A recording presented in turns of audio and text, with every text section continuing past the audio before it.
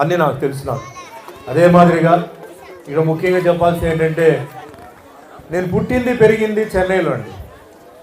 నా ఇంటి నేను మా అమ్మగారు వచ్చి కాలేజ్ ప్రిన్సిపల్, నాన్నగారు వచ్చి ఇండియన్ ఆయిల్ కార్పొరేషన్లో జనరల్ మేనేజర్గా ఉండేవారు. అంటే మిడిల్ క్లాస్ ఫ్యామిలీ. మేమంతా అప్పుడు హౌసింగ్ బోర్డు కాలనీలో అంటే కాటేజెస్లో ఉండేవారన్నమాట. మా ఇంటి పక్కనే వచ్చేసి ముస్లిమ్స్ ఉండేవారు. ఆ ఇంట్లో అందరూ అమ్మాయిలే ఉండేవారు, అబ్బాయిలు.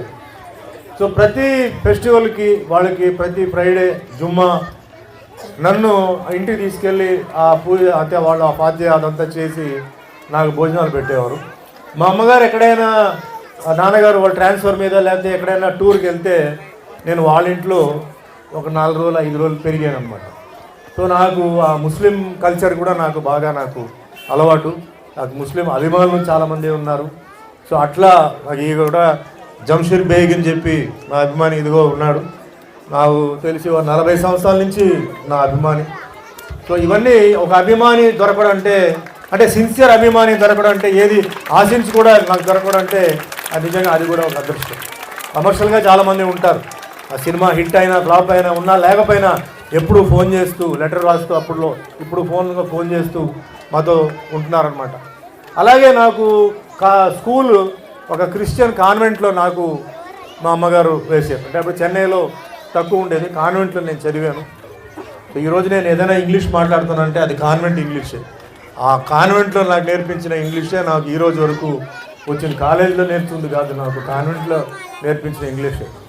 సో ఆ క్రమశిక్షణ, డిసిప్లిన్, డివోషన్, డెడికేషన్ తర్వాత మార్షల్ ఆర్ట్స్ కరాటేలో వెళ్ళినప్పుడు అక్కడ మళ్ళీ దాన్ని పాలిష్ చేస్తూ అంటే జీవితంలో ఎన్నిసార్లు కింద పడినా మళ్ళీ లేచి నిలబడి మనం పోరాడాలి, ఫైట్ చేయాలని మెంటలీ ఫిజికల్గా నాకు ట్రైనింగ్ ఇచ్చింది నా కరాటే మాస్టర్.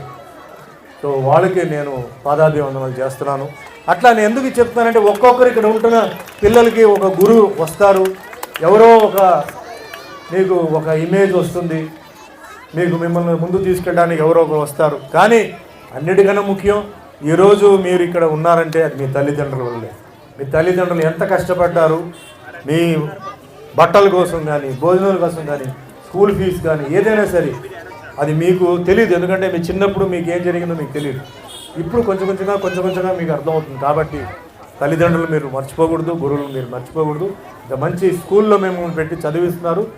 ఎస్ఐ గారు చెప్పినట్టు మీరు భవిష్యత్తులో మంచి లెవెల్లో అది మరి మీరు ఏమవుతారో తెలియదు, సైంటిస్ట్ అవుతారా, డాక్టర్ అవుతారా, లేకపోతే మీరు పొలిటీషియన్ అవుతారు, ఏమవుతారు అని. వ్యాపారం వద్దన్నారు, కానీ నేనేమంటే వ్యాపారంలో కూడా మీరు రావాలి, వ్యాపారంలో కూడా మీరు ఒక రౌండ్ మీరు వెళ్ళాలి. వ్యాపారం అందరికీ